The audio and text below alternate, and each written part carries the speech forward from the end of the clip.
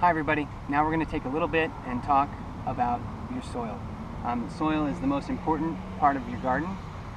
You can have the best seeds in the entire world, but your soil is as good as your gardener, and your gardener is only as good as their soil. So what we have here, I guess the best way to start to get to know your soil is just to get your hands in there and grab a handful of it.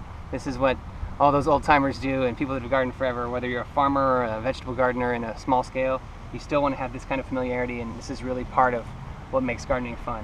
One of the things you want to do is, like I said, first of all, just like reach down in and take a handful, and you can smell it.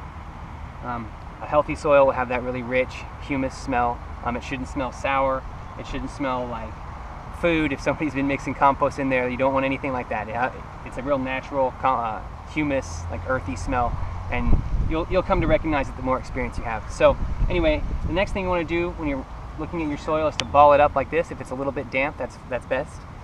You'll see that this soil has a little bit of clay in it, so it makes a ball. And then you want to come here, and another thing that some people will do to test is to see how thin or how long of a ball they can roll it into, and then see how it breaks. Now, what's going on here is that this soil has a little bit of clay in it. So soil is composed of 3 different particles and organic matter. The 3 different particle sizes are clay, silt, and sand, and they get larger in that order. So clay is very, very small, slick, almost you can't see the particles individually with the naked eye. And then silt is the next size up, and that's what your finer sand. It's a little more grainy, but you can just barely see the individual particles with the naked eye. And then sand is it's like beach sand.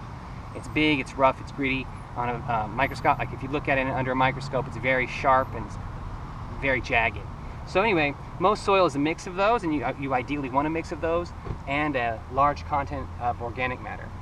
Organic matter mixed with soil is where the life of your soil takes place. It's sort of the staging area for all of the microbial and fungal life that makes nutrients available in the soil for your plants and breaks down over time. So I'll come back and explain a little bit more, but what you want to really look for is that you don't have one of them specifically, because that will be more difficult to work with. Like if you have only sand, then you'll need to add a whole lot of organic matter, and if you have only clay, it'll hold water great, but at the same time, you might have some problems aerating your soil, and it will definitely be hard to work with when it's wet. For example, there is enough clay in this that it's already a little bit difficult to work with if it gets too wet. So you just have to pay attention to that, and not underwater or overwater. So anyway, go ahead and get your hands dirty.